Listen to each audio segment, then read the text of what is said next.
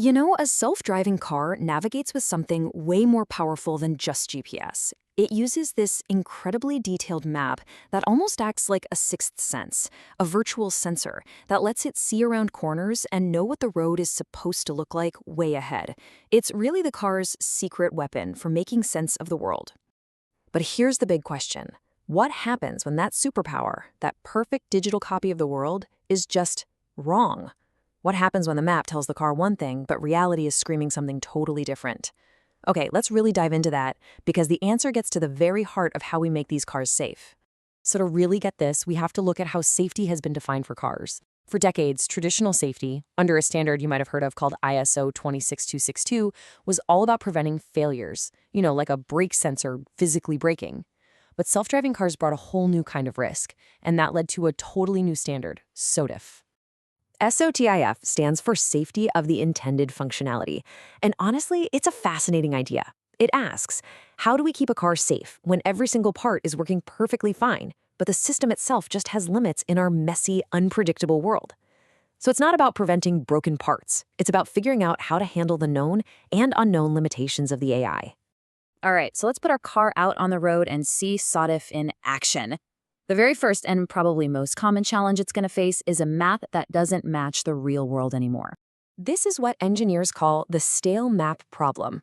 Think about it. A road crew throws up some temporary barriers. A new stop sign appears overnight. An accident suddenly closes a lane. All of a sudden, the car's perfect map is a dangerous lie. Relying on it could lead to what the standard calls a functional insufficiency, which is a polite way of saying a big problem. So how does the car protect itself? Well, its first line of defense is its own senses. The car is basically in a constant state of playing detective. Using its cameras and LiDAR, it's always running a process called runtime monitoring. It's just continuously asking itself, does what I see right this second match what the map tells me should be here? And what happens when the car spots a difference? It reports back to the mothership. And here's the amazing part, the efficiency. The data package it sends back to the cloud to update the map, say for a new lane closure, is tiny. We're talking only about 10 kilobytes per kilometer. And that lightweight data is what makes the whole fleet so powerful. Every single car on the road becomes a map editor, constantly crowdsourcing changes into a live central roadbook. So the first car to see a fallen tree flags it. By the time the 10th car comes along, the map has already been updated for everybody else. It's teamwork on a massive scale.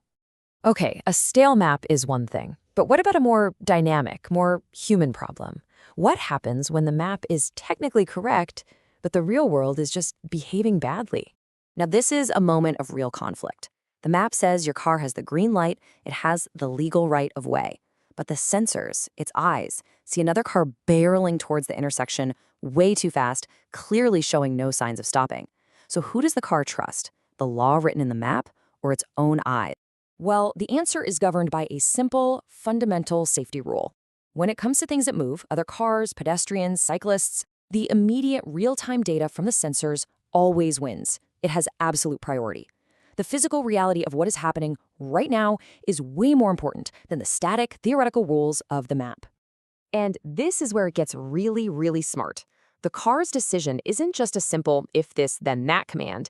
It actually uses principles from game theory. It models the whole interaction, it predicts the other driver's likely aggressive move, and it calculates that the safest possible outcome is to just yield, even though it technically has the right of way. It chooses to lose the game on the road in order to win at safety. So we've seen how a car handles a map that's wrong and a map that conflicts with what it sees. But what about the ultimate challenge? Driving on a road where there is no map at all. This brings us to a critical concept called the Operational Design Domain, or OOD. The easiest way to think of the OOD is as the car's certified comfort zone. It's the specific list of roads, weather conditions, and traffic patterns it was built and tested to handle safely. A high-definition map is a key part of that OOD. So an unmapped road is, by definition, outside of its comfort zone. But why do these unmapped areas even exist for self-driving cars? Well, it comes down to cost and effort. The high-definition, or HD maps that these cars need are incredibly expensive and time-consuming to create. We're talking thousands of dollars per kilometer. They give you that centimeter-level accuracy, but you can only have them for specific areas. Standard or SD maps, like on your phone, cover the whole world, but they just don't have enough detail for a car to drive itself. So what happens when the car is approaching the edge of its HD map?